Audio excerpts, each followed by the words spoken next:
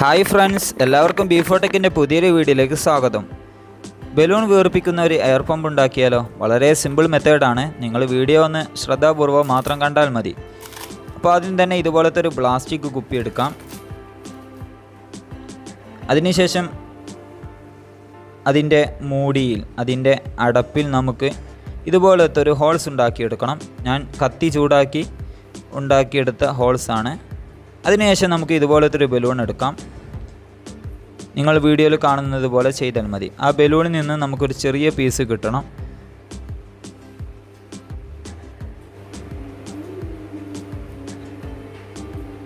അപ്പോൾ ഞാൻ ഒരു ചെറിയൊരു പീസ് ഇതുപോലെ കട്ട് ചെയ്തെടുത്തിട്ടുണ്ട്. നമ്മൾ ആ മൂടിയുടെ ഹോൾസിൻ്റെ ആ ഭാഗത്ത് നമ്മൾ ആ മുറിച്ചെടുത്ത ബലൂണിൻ്റെ കഷ്ണം വെക്കും. അപ്പോൾ നിങ്ങൾക്ക് കാണാൻ കഴിയുന്നുണ്ടാകും. ഇനി നമ്മൾ ചെയ്യേണ്ടത് ഒരു ഇൻസുലേഷൻ ടാപ്പോ അല്ലെങ്കിൽ സാധാ ടാപ്പോ എടുത്ത് ഇതുപോലെ, ഏറ്റവും നല്ലത് ഇൻസുലേഷൻ ടാപ്പാണ്, ഇതുപോലെ നമ്മൾ ഒട്ടിച്ചു കൊടുക്കണം. നല്ല വൃത്തിയിൽ തന്നെ ഒട്ടിച്ചു കൊടുക്കണം.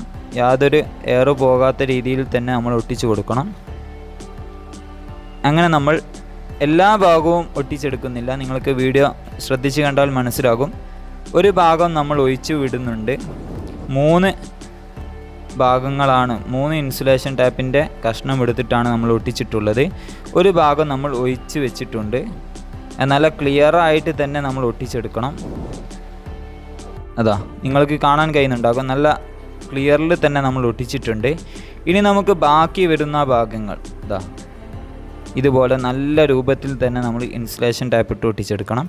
ബാക്കി പുറത്തേക്ക് വരുന്ന ഭാഗങ്ങളൊക്കെ നമുക്കൊരു കത്രിക ഉപയോഗിച്ചുകൊണ്ട് വെട്ടിക്കൊടുക്കാം. എന്നാൽ നല്ല ഒരു ഭംഗിയുണ്ടാവും കാണാൻ.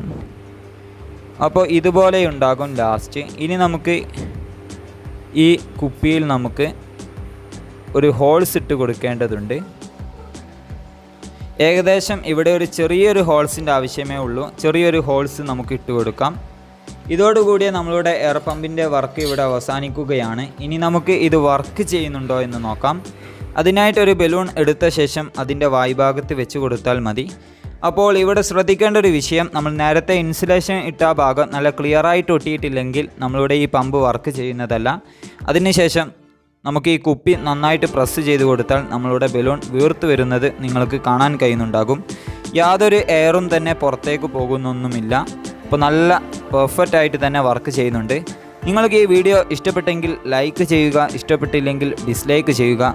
നിങ്ങളുടെ അഭിപ്രായങ്ങൾ കമൻറ്റ് ബോക്സിൽ രേഖപ്പെടുത്തുക. ഇതുപോലത്തെ പുതിയ വീഡിയോകൾ ലഭിക്കാൻ വേണ്ടി നമ്മളുടെ ചാനൽ സബ്സ്ക്രൈബ് ചെയ്ത് തൊട്ടടുത്തുള്ള ബെല്ലൈക്കൻ എനേബിൾ ചെയ്ത് വെക്കുക. അപ്പോൾ നമുക്ക് അടുത്തൊരു പുതിയ വീഡിയോയുമായി കാണാം. Bye bye.